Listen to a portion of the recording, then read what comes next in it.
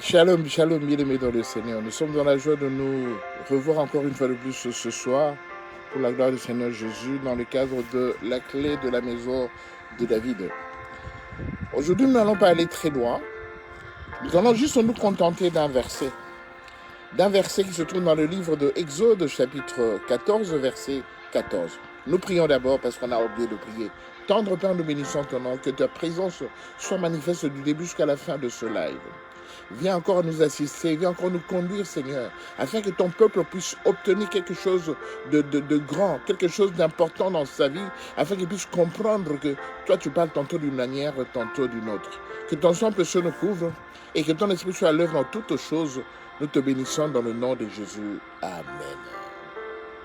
Je disais donc qu'on va prendre un verset qui est connu de pratiquement beaucoup de gens. Et ce verset se trouve toujours dans la parole de Dieu, dans le livre de Exode, chapitre 14, le verset 14. C'est facile à retenir. Exode 14, verset 14. La Bible nous dit ceci. L'Éternel combattra pour vous, et vous gardez le silence. L'Éternel combattra pour vous, et vous gardez le silence. Donc, on nous dit qu'en fait, dans tout ce que nous entreprenons, dans tout ce que nous faisons, c'est l'Éternel qui est en fait notre armée, c'est le chef de l'armée. Donc c'est lui qui combat pour nous, pour tous les problèmes que nous connaissons, pour tous les problèmes que nous pouvons traverser. Et on nous dit ceci, on nous rassure que comme lui, il va combattre pour nous, nous, on ne fera plus rien en fait. Nous, on nous recommande seulement de garder le silence. Cela veut dire quoi? Quand nous lisons le livre de la Bible dans l'Éternel est mon berger, je ne manquerai de rien.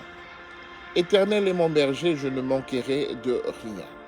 Bien-aimé, la Bible nous dit que en fait, comme il est mon berger, donc c'est lui qui fera tout pour moi, et du fait qu'il sera là, en train de jouer son rôle de papa qui aime bien son fils, le papa qui protège son fils, le papa qui veille à ce que son fils puisse manger du matin au soir, le papa qui veille à ce que son fils grandisse dans les bonnes conditions, et bien, comme il est mon papa, je ne manquerai de rien. C'est-à-dire qu'en fait, moi je peux dormir sur mes deux oreillers et papa se débrouillera pour que je puisse manger. Papa se débrouillera pour que je puisse boire.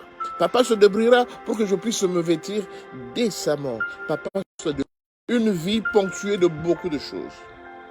Donc, le Seigneur nous dit que le silence est un pouvoir. J'aimerais vous dire ce soir que le silence est un pouvoir. Par moment, il ne suffit pas d'ouvrir sa bouche pour réagir par rapport à une attaque qu'on subit.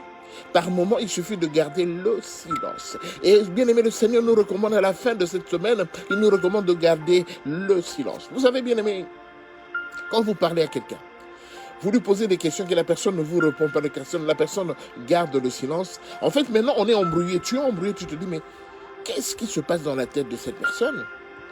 Il ne réagit ni négativement, ni positivement. Et je suis perturbé parce que je veux quand même connaître ta réaction. Bien-aimé, gardez le silence.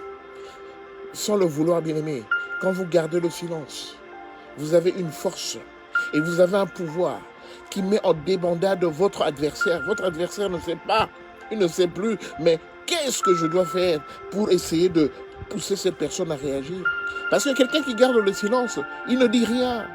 Il est là, quand vous lui posez la question, il vous regarde, il vous observe, il ne dit rien. Alors, on se dit, est-ce qu'il est content? Est-ce qu'il n'est pas content? Est-ce qu'il va me frapper? Est-ce qu'il va me dire quelque chose? Non, vous gardez le silence. Et bien aimé, quand vous utilisez ce langage du silence, beaucoup de gens vont commencer à vous respecter. Bien aimé, essayez de mettre en pratique ce que je vous dis maintenant.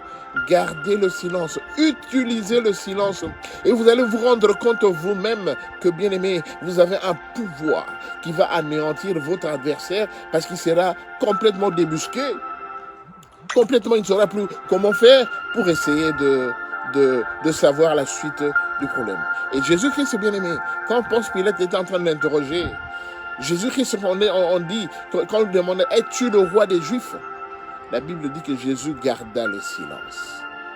Et Ponce Pilate a dû poser de nouveau une autre question pour que Jésus puisse répondre. Et quand tu l'as demandé pour la deuxième fois, es-tu le roi de Juifs? Alors en ce moment, Jésus ouvra la bouche et dit, vous l'avez dit. Donc bien aimé, par moment, utilisez le silence. Le silence va vous donner la puissance. Là, le silence va vous donner la force. Le silence va perturber votre adversaire qui ne saura plus comment vous avoir. Alors, tu es bien aimé, je vais juste faire une petite prière afin que le silence soit ta puissance ce week-end. Je vais prier. Tendre Père, je bénis ton nom. Je te rends gloire et grâce parce que tu es le Dieu Tout-Puissant, Père. Seigneur, toi, tu as gardé le silence, Père de gloire, devant ceux qui voulaient te tuer, ceux qui voulaient te condamner, Père de gloire, Seigneur. Et cela les a perturbés, Seigneur.